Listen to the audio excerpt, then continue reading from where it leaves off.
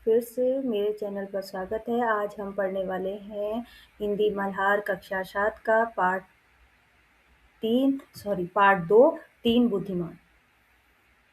आज पढ़ेंगे तीन बुद्धिमान।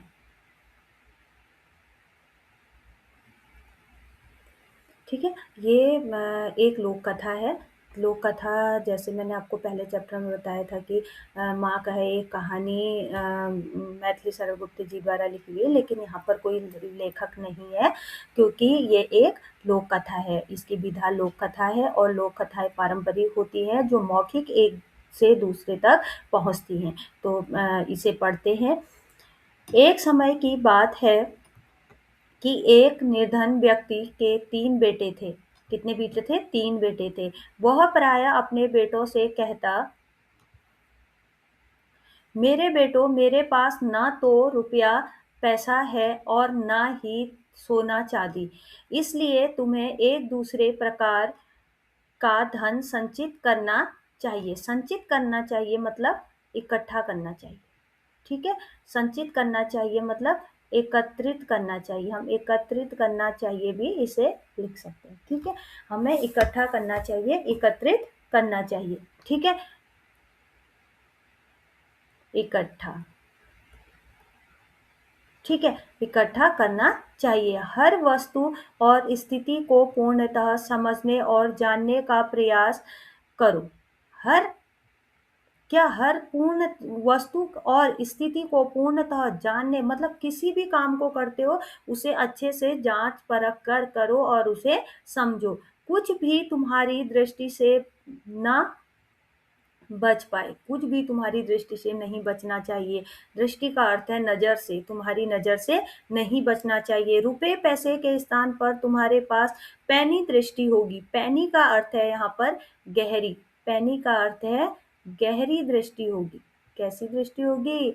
गहरी और जांच परखने वाली गहरी दृष्टि होगी। और सोने चांदी के स्थान पर तीव्र बुद्धि होगी।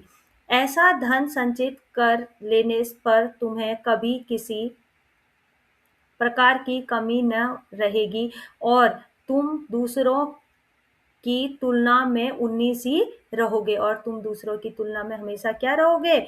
19 ही रहोगे। समय बीता और कुछ समय पश्चात पिता चल बसे। पिता की क्या हो गई?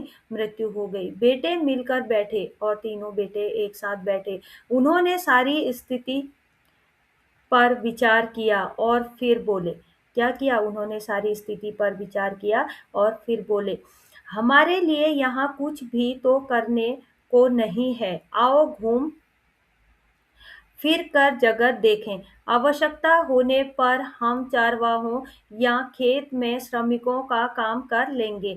हम कभी भी क्यों ना हो भूखे नहीं मरेंगे। हम क्या करेंगे? चलो हम क्या कर लेते हैं, कहीं घूम कर आ जाते हैं क्योंकि यहाँ तो हमारे पास कुछ भी नहीं है, ना धन दौलत है, ना कुछ है। तो हम यहाँ पर क्या करेंगे? और चलो अभी हम घूम कर आते हैं, बाद में हमें कोई काम ना भी मिला तो हम क्या कर लेंगे?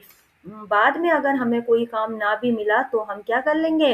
किसान का या चारवाहे जो जानवर चराते हैं उनका काम कर लेंगे। अंततः वे तैयार होकर यात्रा पर चल दिए और आज अंत में वो यात्रा पर चल दिए। उन्होंने सुनसान वीरान घाटियां लागी और ऊंचे ऊंचे पहाड़ों को पार किया।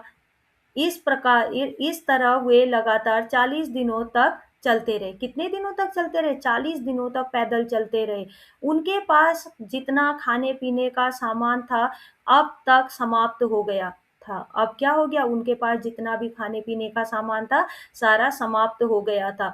वे थक कर चूर हो गए थे और उनके पैरों में छाले पड़ गए थे। वे थक कर चूर हो गए थे और उनके पैरों पर छाले पड़ गए थे। किंतु सड़क थी कि समाप्त होने की को नहीं आ रही थी और चलते चलते ऐसा प्रतीत हो रहा था जैसे ये सड़क समाप्त ही नहीं हो रही है और ज्यादा कितना आगे और है।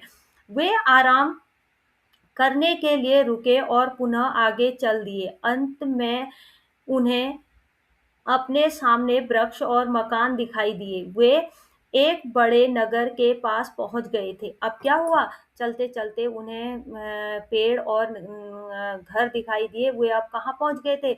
एक बड़े नगर के पास पहुंच गए थे। कहाँ पहुंच गए थे? एक बड़े नगर के पास पहुंच गए थे। तीनों भाई बहुत प्रसन्न हुए और शीघ्रता से पग बढ़ाने लगे। अब तीनों भाई नगर देखकर बहुत खुश हो गए और तेज-तेज चलने लगे। पग का अर्थ है पैर, मतलब पग, पैर तेज-तेज चलाने लगे।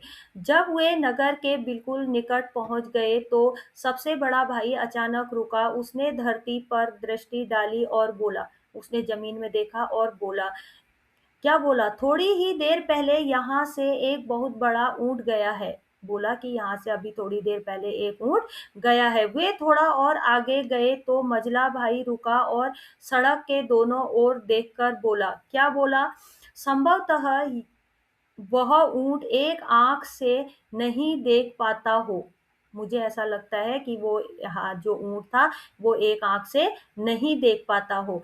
वे कुछ और आगे गए तो सबसे छोटे भाई ने कहा, ऊँट पर एक महिला और एक बच्चा सवार थे। अब छोटा भाई कहता है कि ऊँट पर एक बच्चा और एक महिला सवार थे। बिल्कुल सही, दोनों बड़े भाइयों ने कहा और वे तीनों फिर से आगे बढ़ चले। कुछ समय पश्चात एक घुड़सवार उनके पास से निकला। सबसे बड़े भाई ने उसकी ओर देखा और पूछा, क्या पूछा? घुड़सवार, तुम किसी खोई हुई वस्तु को ढूंढ रहे हो ना?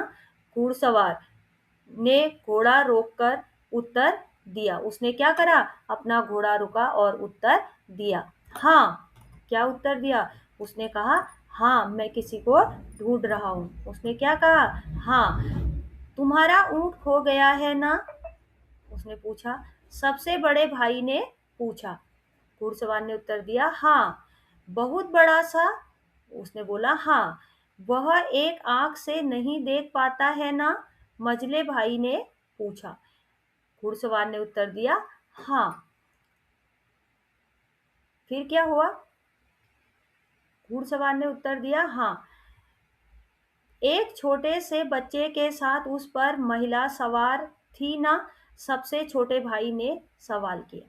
अब तीनों भाइयों ने एक-एक सवाल उससे कर लिया।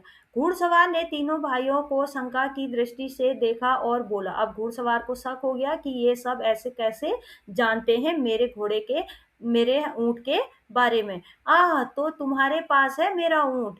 तुरंत बताओ, तुमने उसका क्या किया? अब बोला कि तुमने उसका क्या किया? तुमने ही मेरा ऊँट चुराया है। हमने तुम्हारे ऊँट का मुँह तक नहीं देखा, भाइयों ने उत्तर दिया। तो तुम्हें उसके बारे में सभी बातें कैसे पता चली? अब वो जो घुड़सवार है वो पूछता है कि अगर तुमने मेरा ऊँट नहीं चुराया है तो उसके बारे में तुम्हें सारी बातें कैसे पता चली? कहता है कि तुम्हें सारी बातें कैसे पता चली? फिर क्या होता है? क्योंकि हम अपनी आँखों और बुद्धि से काम लेना जानते हैं, भाइयों ने उत्तर दिया। तो कोई भी उनकी बात पर ऐसे कैसे विश्वास कर लेगा कि वो अपनी बुद्धि से काम लेना जानते हैं। तो वहाँ पर घोड़े ने वाले ने भी उस पर, घुड़सवार ने भी उस पर क्या किया? विश्वास नहीं किया। शीघ्रता का अर्थ है जल्दी से। उस दिशा में अपना घोड़ा दौड़ाओ, जल्दी तुम उस दिशा में अपना घोड़ा दौड़ाओ, वहाँ तुम्हें तुम्हारा घोड़ा मिल जाएगा। भाइयों ने कहा कि जल्दी से उस दिशा में अपना घोड़ा दौड़ाओ, वहाँ तुम्हें तुम्हारा घोड़ा मिल जाएगा। नहीं, ऊँट के स्वामी ने उत्तर दिया, मैं उस दिशा में नहीं जाऊँगा, मेरा ऊँट तुम्हारे पास है और तुम्हें ही उसे मुझे लौटाना पड़ेगा। उसने क्या बोला? उसने कहा कि तुम्हारा ऊँट मेरे पास है और मैं वहाँ नहीं जाऊँगा और मुझे तुमसे ही वो ऊँट चाहिए। हमने तो तुम्हारे ऊँट को देखा तक नहीं, भाइयों ने चिंतित होते हुए कहा। अब भाइयों को चिंता हो गई कि ये हमारी बात पर विश्वास नहीं कर रहा है और मानने को तैयार नहीं है, हमने तो देखा ही नहीं। लेकिन घुड़सवार उनकी एक भी सुनने को तैयार नहीं था। उसने अपनी तलवार निकाल ली और उसे जोर से घुमाते हुए तीनों भाइयों को अपने आगे-आगे चलने का आदेश दिया, अपने साथ लेकर चला गया। इस प्रकार वह उन्हें सीधे अपने देश के राजा के भवन में ले गया। इन तीनों भाइयों को सुरक्षा कर्मियों को सौंप कर वह स्वयं राजा के पास गया। अब क्या हुआ? उसने उन तीनों को सुरक्षा कर्मियों को मतलब कि किसको जो सैनिक थे उनको सौंप दिया और अपना स्वयं कहाँ चला गया? अपना कहाँ चला गया? राजा के पास। अपना कहाँ चले गया? राजा के पास। बोला मैं अपने रेवड़ों को पहाड़ों पर लिए जा रहा था। रेवड़े होते हैं भेड़ बकरियां। क्या होती हैं? भेड़। भेड़ या बकरियां। भेड़ बकरियां, ठीक है। अपने रेवड़ों को पहाड़ पर लेकर जा रहा था। उसने कहा और मेरी पत्नी मेरे छोटे बेटे के साथ एक बड़े ऊंट से ऊंट पर मेरे पीछे पीछे आ रही थी। किसी कारण उसका ऊंट पीछे रह गया और वे रास्ते से भटक गए। मैं उन्हें ढूंढने गया तो मुझे रास्ते में 3 व्यक्ति मिले जो पैदल चले जा रहे थे। मुझे पूरा विश्वास है कि उन्होंने मेरा ऊँट चुराया है और मेरी पत्नी तथा बेटे को मार डाला है। अब वो सोचता है कि उसने मेरा ऊँट चुराया है और मेरे पत्नी और पुत्र को मार डाला है। तुम ऐसा क्यों समझते हो? जब वह व्यक्ति अपनी बात कह चुका तो राजा ने पूछा। राजा ने क्या पूछा कि तुम ऐसा क्यों समझते हो? इसलिए कि मैंने उन लोगों से इस संबंध में एक भी शब्द नहीं कहा था, फिर भी उन्होंने मुझे यह बताया कि ऊंट बहुत बड़ा था और एक आंख से नहीं देख पाता था तथा उस पर एक महिला बच्चे के साथ सवार थी। अब वो सारी चीजें बताता है। राजा ने थोड़ी देर सोच विचार किया और फिर बोला, जैसा कि तुम कहते हो, तुम्हारे बताए बिना ही तुम्हारे ऊंट के विषय में उन्होंने सभी कुछ इतनी अच्छी तरह बताया है तो अवश्य उन्होंने उसे चुराया होगा। जाओ उन चोरों को यहाँ लाओ। अब क्या कहा? जाओ तुम उन चोरों को यहाँ लाओ। बिना देखे कोई किसी के बारे में कैसे बता सकता है? अवश्य ही चोरों ने तुम्हारे ऊंट को चुराया है। ठीक है। ऊंट का स्वामी बाहर गया और तीनों भाइयों को साथ लेकर झटपट अंदर आ गया। जल्दी से, झटपट, जल्दी जल्दी अंदर आ गया। चोरों, तुरंत बताओ, राजा उन्हें धमकाते हुए बोला। तुरंत उत्तर दो, तुमने इस आदमी का ऊंट कहाँ छिपाया है? हम चोर नहीं हैं, हमने इसका ऊंट कभी नहीं देखा, भाइयों ने उत्तर दिया। अब परेशान हो गए वो। तब राजा बोला, इस व्यक्ति के कुछ भी बताए बिना तुमने ऊंट के विषय में सब कुछ बिल्कुल सही बता दिया। अब तुम यह कहने का कैसे साहस करते हो कि तुमने उसे नहीं चुराया?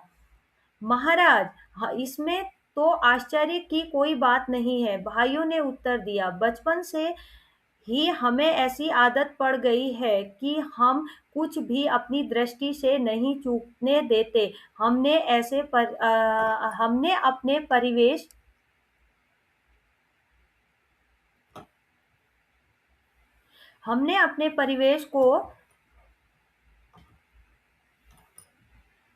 परिवेश को पैनी दृष्टि से देखने और बुद्धि से सोचने के प्रयास में बहुत समय लगाया है। हमने क्या किया है? अपनी पैनी दृष्टि से चीज़ों को देखने और समझने और बुद्धि से काम लेने में बहुत समय लगाया है। हमने क्या किया है? बहुत टाइम लगाया है सोचने और समझने में। अपने जो हमारी बुद्धि है इससे काम लेने में हमने बहुत समय लगाया है। इसलिए ऊँट को देखे बिना ही हमने बता दिया कि वह कैसा है। हम जानते हैं, हमने बिना उसे देखे ही इसीलिए बता दिया। राजा हँस दिया। अब हँसने की तो बात ही थी कि कोई कैसे बता सकता है, ठीक है? राजा हँस दिया। किसी को भी देखे बिना ही उसके विषय में क्या इतना कुछ जानना संभव हो सकता है? उसने पूछा। हाँ, संभव है, भाइयों ने उत्तर दिया। तो ठीक है, हम अभी तुम्हारी सच्चाई की जांच कर लेंगे। राजा ने उसी समय अपने मंत्री को बुलाया और उसके कान में कुछ फुसफुसाया। फुसफुसाया मतलब कुछ चुपचाप बोला, ठीक है? फुसफुसाना मतलब धीरे आवाज में कुछ बोलना। मंत्री तुरंत महल के बाहर चला गया, लेकिन शीघ्र ही वह दो सेवकों के साथ लौटा जो एक बहुत बड़ी पेटी लाए थे। दोनों ने पेटी को बहुत सावधानी से द्वार के पास ऐसे रख दिया कि दिखाई दे वह राजा को दिखाई दे सके, और स्वयं एक ओर हट गए।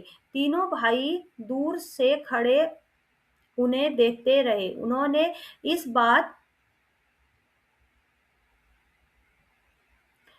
इस बात को ध्यान से देखा कि पेटी कहाँ से और कैसे लाई गई थी और किस ढंग से रखी गई थी। अब उन्होंने पहले पेटी लाई गई राजा के सामने, मतलब आप जहाँ से राजा को दिखाई दे वहां पर वो रखी गई, और क्या है उसमें, और वो तीनों भाई उसे देख रहे थे कि वो कैसे लाई गई और कहाँ पर रखी गई। हाँ तो चोरों, हमें बताओ कि उस पेटी में क्या है, राजा ने कहा। महाराज, हम तो पहले ही विनती कर चुके हैं कि हम चोर नहीं हैं, सबसे बड़े भाई ने कहा कि हम चोर नहीं है। पर यदि आप चाहते हैं तो मैं आपको यह बता सकता हूँ कि उस पेटी में क्या है। उसमें कोई छोटी सी गोल वस्तु है, उसमें अनार है, मझला भाई बोला। हाँ, और वह अभी कच्चा है, सबसे छोटा भाई बोला। एक साथ तीनों भाइयों ने जवाब दे दिया। बड़े भाई ने कहा कि उस पेटी में कोई गोल वस्तु है, और मझले भाई ने बोला कि उसमें अनार है, और छोटे भाई ने बोल दिया कि उसमें क्या है, अनार अभी कच्चा है। कैसे हैं अनार जो लाए गए हैं, वो कैसे हैं, कच्चे हैं। यह सुनकर राजा ने पेटी को पास लाने का आदेश दिया। सेवकों ने तुरंत आदेश पूरा किया और राजा ने सेवकों से पेटी खोलने के लिए कहा। पेटी खुल जाने पर उसने उसमें झांका। देखा, झांका का अर्थ है देखा। जब उसने उसमें कच्चा अनार दिखाई दिया तो उसके आश्चर्य की कोई सीमा न रही। किसके? राजा के आश्चर्य की कोई सीमा न रही। आश्चर्यचकित राजा ने अनार निकाल कर वहां उपस्थित सभी लोगों को दिखाया। तब उसने ऊंट के मालिक से कहा, इन लोगों ने यह स्पष्ट कर दिया है कि ये चोर नहीं हैं। वास्तव में ये बहुत ही बुद्धिमान लोग हैं। तुम इनके बताए रास्ते पर जाकर अपने ऊँट को खोजो। तुम इनके बताए हुए रास्ते पर जाओ और जाकर अपने ऊँट को खोजो। राजा के महल में उस समय उपस्थित सभी लोगों में आश्चर्य का कोई ठिकाना न था, किंतु सबसे बढ़कर तो स्वयं राजा चकित था। उसने सभी तरह के अच्छे और स्वादिष्ट भोजन मंगवाए और लगा इन भाइयों की आवाभगत करने लग गया, उनके स्वागत में लग गया।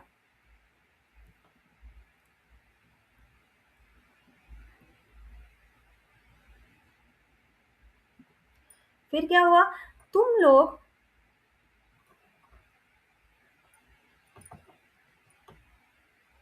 तुम लोग बिल्कुल निर्दोष हो और जहां भी जाना चाहो जा सकते हो, किंतु जाने से पहले तुम मुझे सारी बातें विस्तार के साथ बताओ। तुम्हें यह कैसे पता चला कि उस व्यक्ति का ऊँट खो गया है, और तुमने यह कैसे जाना कि ऊँट कैसा है? सबसे बड़े भाई ने कहा, धूल पर उसके पैरों के चिन्ह से मुझे पता चला कि बहुत बड़ा ऊँट वहां से गया है। जब मैंने अपने पास से जाने वाले घुड़सवार को अपने चारों ओर नजर दौड़ाते देखा, तो उसी समय मेरी समझ में यह बात आ गई कि वह क्या खोज रहा है। बहुत अच्छा, राजा ने कहा। अच्छा, अब यह बताओ कि तुम में से किसने इस घुड़सवार को यह बताया कि उसका ऊँट एक आंख से देख पाता है, उसका तो सड़क पर चिन्ह नहीं रहा होगा। अब क्या हुआ? उसने कहा ठीक है, चलने के तो तुमने चिन्ह देख लिए, लेकिन क्या जो घुड़सवार था, उस सॉरी जो ऊँट था उसकी एक आँख नहीं है, वो एक ही आँख से देख पाता है, ये कैसे पता चला? मैंने इस बात का अनुमान ऐसे लगाया, माजला भाई बोला, ठीक है? मझला भाई का अर्थ, मझले का अर्थ है बीच का भाई, ठीक है? दूसरे नंबर का। लगाया कि सड़क की दाईं ओर की घास तो ऊंट ने चरी थी, मगर बाईं ओर की घास ज्यों की त्यों थी। मझले भाई ने उत्तर दिया। किसने उत्तर दिया? मझले भाई ने। अब कैसे पता लगाया? घास किस पता लगाया? बहुत उत्तम, राजा ने कहा। तुम में से यह अनुमान किसने लगाया था कि उस पर बच्चे के साथ एक महिला सवार थी? मैंने, सबसे छोटे भाई ने उत्तर दिया। मैंने देखा कि एक स्थान पर ऊंट के घुटने टेक कर बैठने के चिन्ह बने हुए थे। उनके पास ही रेत पर एक महिला के जूतों के चिन्ह दिखाई दिए। साथ ही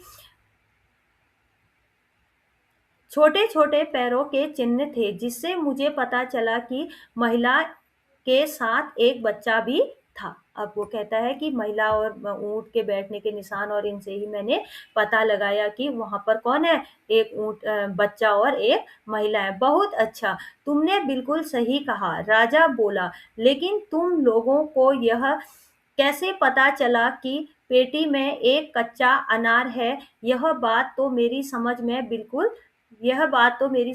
बिल्कुल नहीं आ रही। अब राजा बोला ठीक है, तुमने मिट्टी से पता लगा लिया कि रेत से पता लगा लिया कि ऊँट देख नहीं पाता था, घास से पता लगा लिया, ठीक है? और लेकिन तुमने ये अनार के बारे में कैसे पता लगाया? सबसे बड़े भाई ने कहा, जिस तरह दोनों व्यक्तियों ने उसे व्यक्ति उठाकर लाए थे, उससे बिल्कुल स्पष्ट था कि वह थोड़ी भी भारी नहीं है, वो कोई भारी वस्तु नहीं है। जब वे पेटी में रख रहे थे, तो मुझे उसके अंदर किसी छोटी गोल वस्तु के लुढ़कने की ध्वनि सुनाई दी। मतलब कोई चीज़ लुढ़कने की आवाज़ सुनाई दी, तो मैंने अंदाज़ा लगाया कि वो कोई गोल वस्तु है। मझला भाई बोला, मैंने ऐसा अनुमान लगाया कि चूंकि पेटी उद्यान की ओर से लाई गई है और उसमें कोई छोटी सी गोल वस्तु है, तो वह अवश्य अनार ही होगा, कारण कि आपके महल के आसपास अनार के बहुत से पेड़ लगे हुए हैं। बहुत अच्छा, राजा ने कहा और उसने सबसे छोटे भाई से पूछा, लेकिन तुम्हें यह कैसे पता चला कि अनार कच्चा है? इस समय तक उद्यान में सभी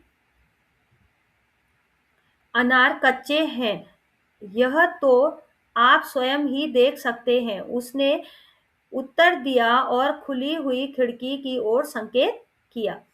राजा ने बाहर देखा तो पाया कि उद्यान में लगे अनार के सभी वृक्षों पर कच्चे अनार लटक रहे थे। अब राजा ने जब बाहर देखा तो उद्यान में सारे वृक्षों पर क्या हो रहे थे? कच्चे अनार लटक रहे थे।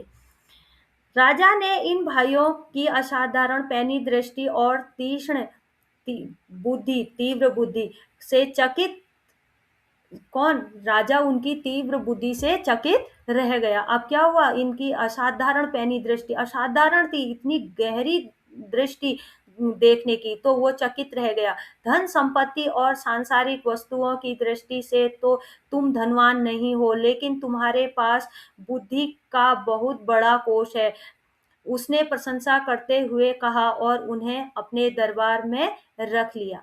जिसके पास बुद्धि और तीव्र नजर होती है, वह उसके लिए धन और संपत्ति कुछ भी नहीं। वह उन्होंने पहले ही बात की थी ना कि हम किसी तरह भी खा लेंगे या हम कोई भी काम कर लेंगे। तो इस पाठ से हमें यही शिक्षा मिलती है कि हमें इस लायक बनना है कि हम अपनी तीव्र बुद्धि और अपने कार्यों से ही अपनी प्रसिद्धि पा सकते हैं। तो आज की कक्षा यहीं समाप्त करती हूँ, फिर मिलते हैं अगले पाठ के साथ मेरे अगले वीडियो में। तब तक के लिए बाय बाय।